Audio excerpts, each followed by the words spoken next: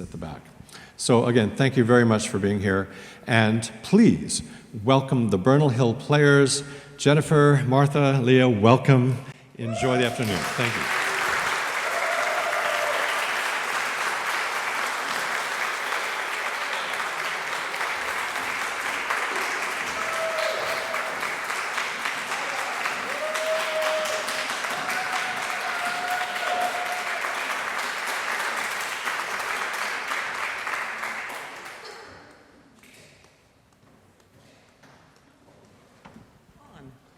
Hi, is this working? I'm so happy to be here. This place was a wonderful home for myself and my young son for many years, and I love this place. So, and thank you for coming to share some music with us today. We're really excited about this program. We've been working hard, and really excited to share it with you. So we're the Bernal Hill Players, and we've been playing together on and off in between, you know, having babies and lives and work and teaching and lots of wonderful things. We have been playing together since 2008. So, yes. Yay, music in the neighborhood. Let's keep it live. So, just now, we are going to start with one of our favorites. It's a piece by Astor Piazzolla that we've arranged.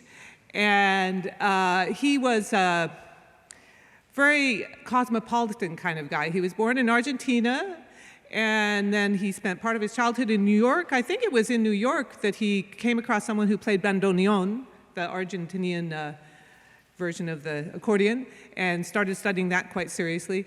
And then he also got very interested in studying classical composition and studied with, I think, Ginastera, and went over and studied with the woman in France that everyone studied with at the time, Nadia Boulanger. Anyway, so his music has a lot of influences, classical, jazz, and tango, very much tango.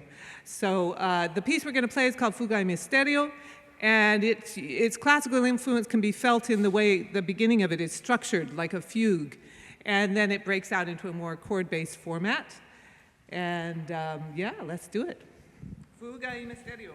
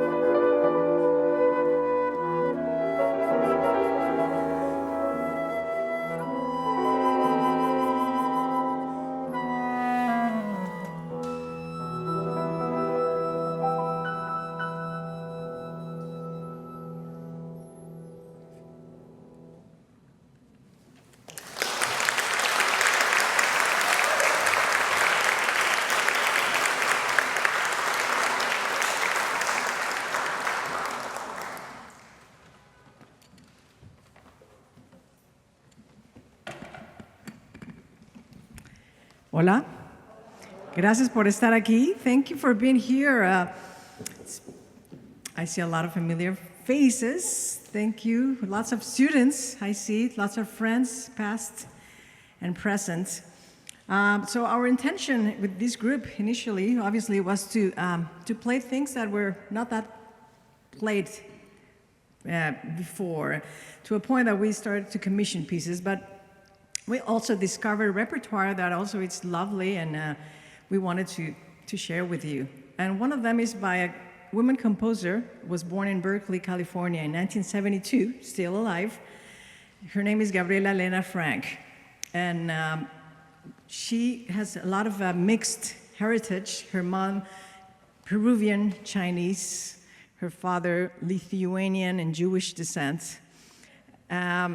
And she, all her compositions, she explores the backgrounds of all these cultural diverse environments she goes to, that she also feels that she belongs to.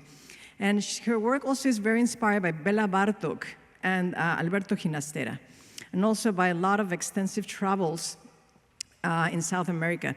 She was winner of a Latin Grammy and also holds a Guggenheim Fellowship and a USA Artist Fellowship. And anyways, you can hear her pieces in orchestras and chamber groups. She's kind of pretty well known now. And we discovered this piece called Suenos de Chambi, so originally for flute and piano. And we decided to play two of the movements. And it's called Sueños de Chambi because it was inspired by the photography of an indigenous Peruvian photographer called Martin Chambi. And so the first movement we're playing, it's called Harawi de Quispe. And that reference to the melancholic quena is the sound of a quena. I'm going to play with the alto flute. And then also like Andean, Peruvian Andes. And that pays homage to Miguel Quispe, who was a renowned indigenous mountaineer and social activist as well. The second movement we're playing today is called Marcha, which was inspired by photos of women called bastoneras, who balanced large poles on their heads while performing intricate steps. Let's see if the music inspires to think about all that.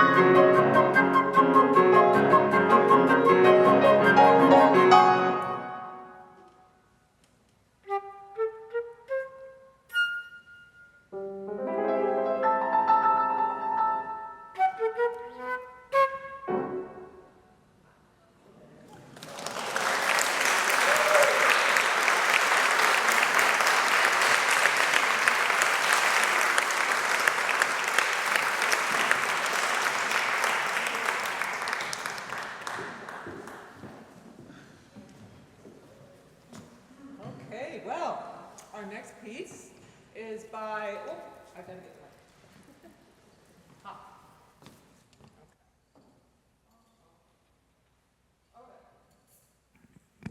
There, how's that? Excellent. Okay, our next piece is by Miguel del Águila, who is from Uruguay, but he came up here to San Francisco to the conservatory to study composition. And he's now based in LA and has become quite well known as an orchestral and chamber music composer. And he writes, works that do this beautiful combination of contemporary classical techniques and sort of nostalgic nods to his South American roots. So we love that. Disagree was written in 2020, and it's a collage of contrasting ostinatos and rhythmically irregular themes, which interrupt each other as they clamor for attention, until eventually they begin to merge to create some sort of unification, or at least compromise. The composer said that his idea for the piece was to celebrate pluralism in music and our society. The very thematic material in the piece includes references to South American dance styles, such as malambo, vals criollo, tango, and milonga, as well as neo-romantic sweeping gestures, minimalist ostinatos, and polytonal percussive clashes. And, as you were reminding me this morning, do you want to say? There's this beautiful part in it where it seems to sort of cut to nature, and you hear these wonderful sort of nature sounds, which I think is a wonderful kind of comment on how important it is for us to be in touch with nature in order to resolve our disagreements. So let's disagree. Here we go.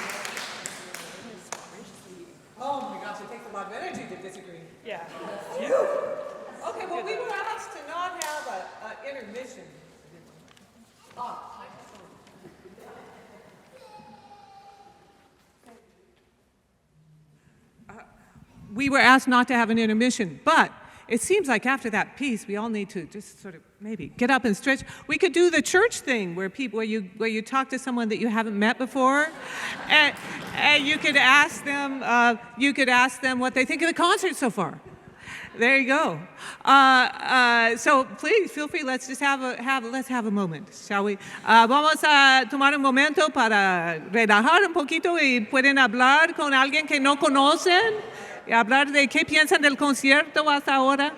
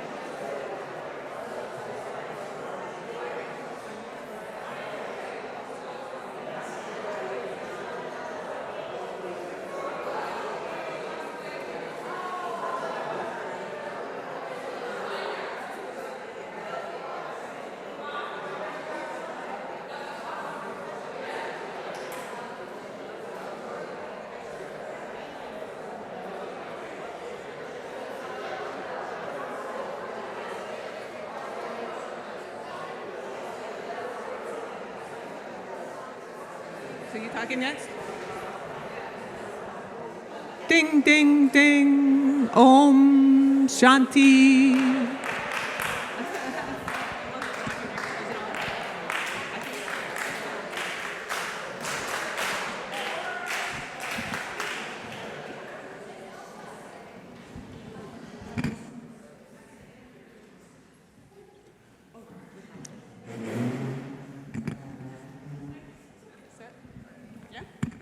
Hi, is this on?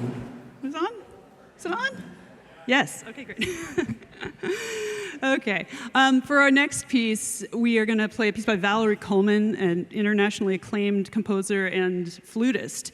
And she is also famous for founding the Imani Wind Quintet in the late 90s, I think, at Mana's School of Music. And Imani means faith in Swahili. She wanted to create, it was an all-African-American quintet, flute, clarinet, oboe, bassoon, French horn. At the time, it's still going, this quintet, but it's changed membership. It's not strictly all African-American, but she wanted to, lift up African-American musicians and other styles and jazz and open up the genre to all. And it's an incredibly innovative, exciting quintet. And this piece, Portraits of Langston, she wrote in 2007. And it's an homage to the poetry of Langston Hughes, wonderful Harlem Renaissance poet. Like a lot of artists and musicians of African-American, they did leave and go to Paris for a while because they could avoid some of the racial prejudice and be appreciated for their art there.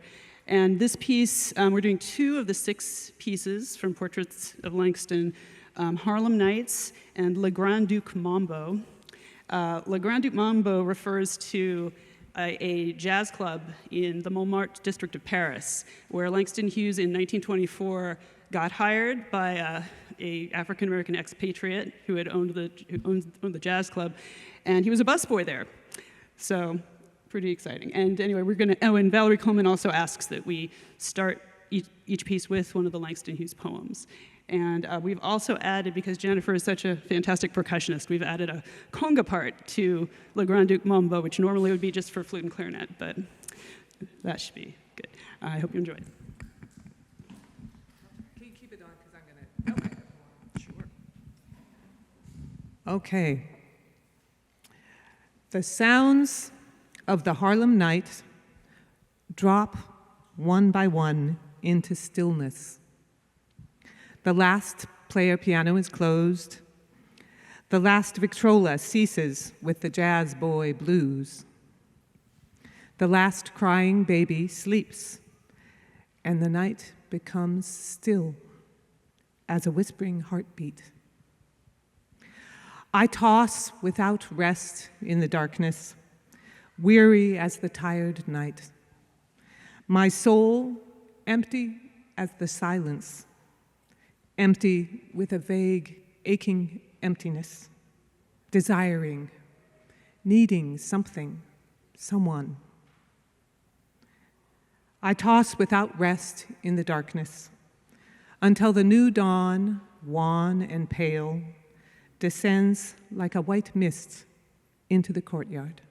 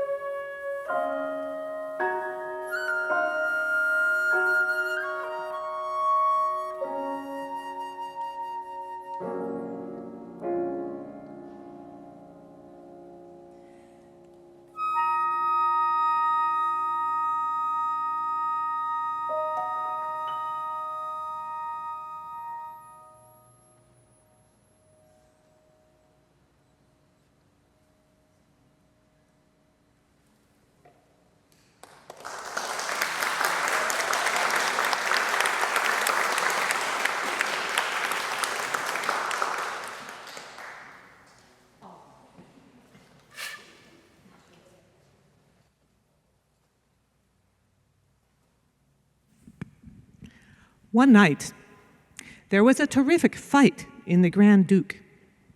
It began like this. A little French danseuse named Annette was going to have a child.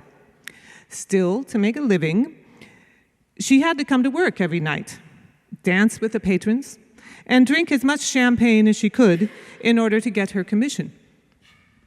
But she was not well, and she shouldn't have been there. Of course, if she'd had any other way of making a living, she wouldn't have been there. But she didn't have any other way.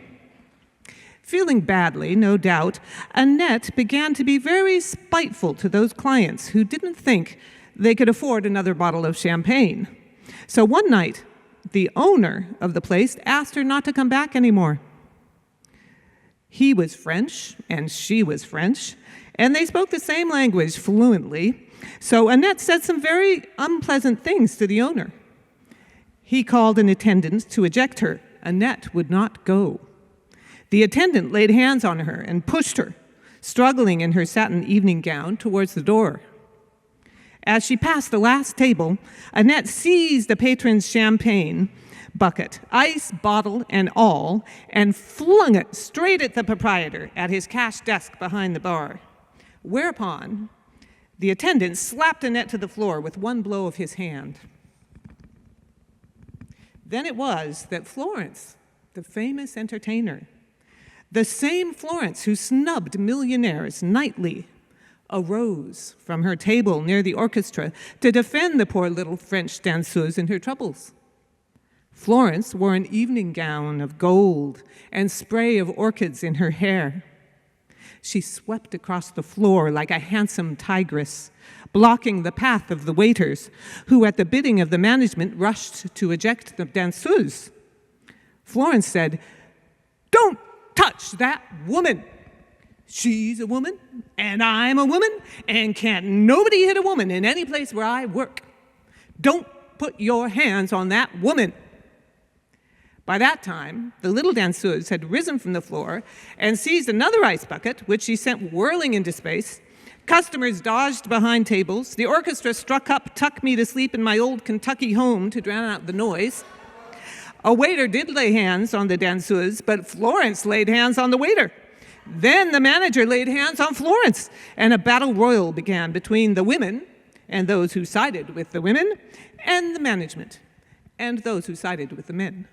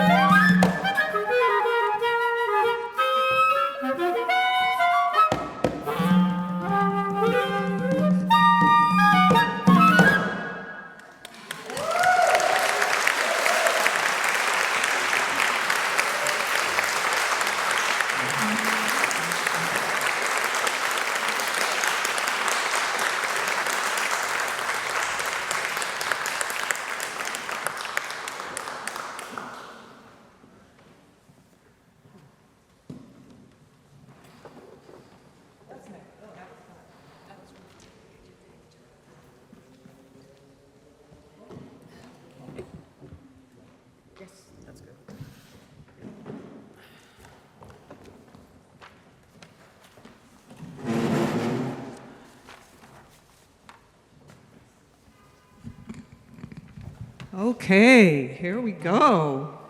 Before I forget, I want to thank Jonathan. Yay, Jonathan, who's doing sound for us. He's recording it, maybe videoing it somehow. Not live stream, but available somehow, I hope. So thank you, Jonathan. Thanks for helping out.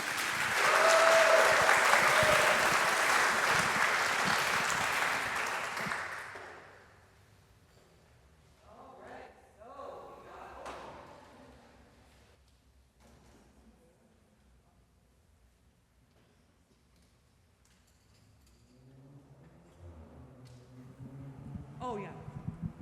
Thanks to Mark Sumner as well in the blue shirt back there, who invited me in the first place. Yay, Mark, thank you so much. Yeah, or the music director here at the church. They have a fantastic program here, and they have a really great organist and a beautiful organ here if you ever want to come to a service to enjoy their weekly musical delights. Anyway, right now we're going to play you some music by Libby Larsen, who's from the United States, and she's a Grammy-winning composer from Minnesota. She's very well-known and very prolific, and one of the big feathers in her cap is that she founded an organization called the American Composers Forum, which has done a lot of important advocacy work for living composers. Yeah, I found it interesting to read about her childhood musical inspiration was singing Gregorian chants as part of her Catholic upbringing.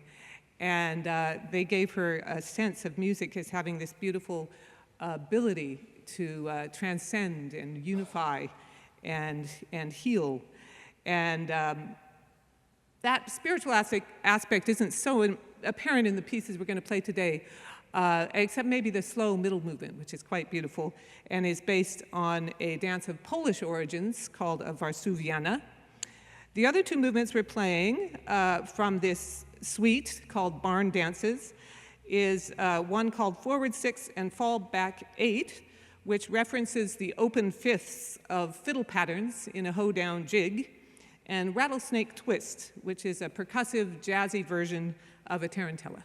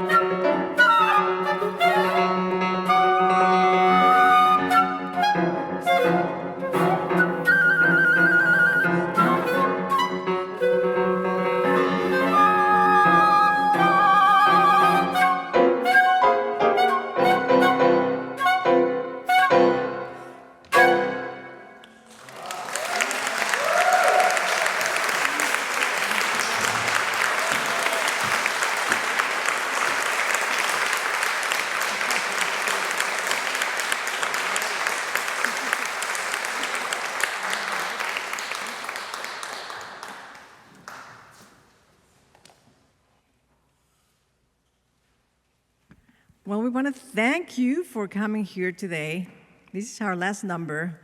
And I know that there's people that might want to listen to us back at home. It's music that it's really interesting. It's really, you can imagine things. You know, it creates landscapes in a way of your imagination. I want to also say gracias a mi hermana, Luzma y Manuel, por venir. Thank you to my sister and Manuel for coming. At this very difficult moment in life, they wanted to come over and be with us, so thank you. And by the way, they were going to be out there with the CDs. Ellos van a estar ahí atrás. We wanted to finish our really amazing, complex, virtuosic music with something that brings us back to a tradition, to folk. The last composer, he's Mexican. His name is José Elizondo. And somehow, I introduced two composers that were born in the same year, 1972, still alive. In fact, he emailed us. He realized that we were performing his piece today, and he wished us luck. We thought us telling him that we were performing it, so that's cool. He was born in northern Mexico in a farm, and as a young man, he studied to Boston to study music at MIT, and also engineering, not only music, and at Harvard as well. The piece we're playing today was written in 1997, and while Jose was still a student. And he had the amazing luck that his composition teacher knew a well-known cellist in Mexico, Carlos Prieto, the father of Carlos Miguel Prieto, conductor as well. So Carlos Prieto was a friend and colleague of none other than the cellist Yo-Yo Ma. And so Jose composed, I think it was a duet first, is that the context? And then Jose created different arrangements of different instrumentations, such as our trio as well. We are playing three movements. The first one is inspired by the tango music of Carlos Gardel and Astor Piazzolla, which goes back circle to the first piece that we played. The first piece is called Otono in Buenos Aires. The second one is it's a lift of like Brazilian bossa nova, but also the name is Pan de Azucar, which, every time I play it, I think of Pan de Muerto, the Day of the Dead, like all these. There's a really beautiful parts where you can feel kind of a remembrance, like moments of thinking of those who are not here with us. And the third one is it's called Atardecer Tapatio, very, very much in the style of the sones jaliscienses in mariachi. And it's just really, really cool to be able to play this music. I wanted to leave you with a quote of José Elizondo, in which he said, "I think, especially in times like these, it is important that we give space to music that is not just dramatic and complex and all that, but also to music that soothes the soul."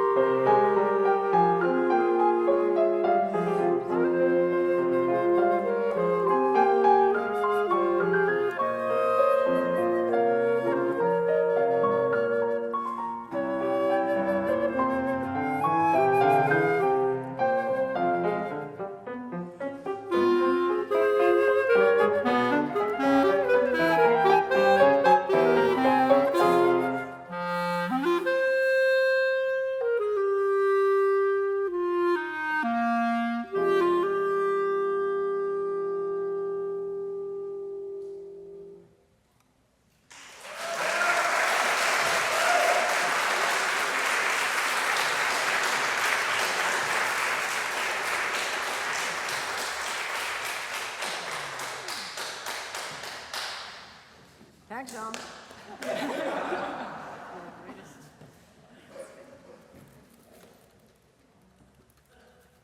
And thank you, everyone. La última y nos vamos. No. Oh.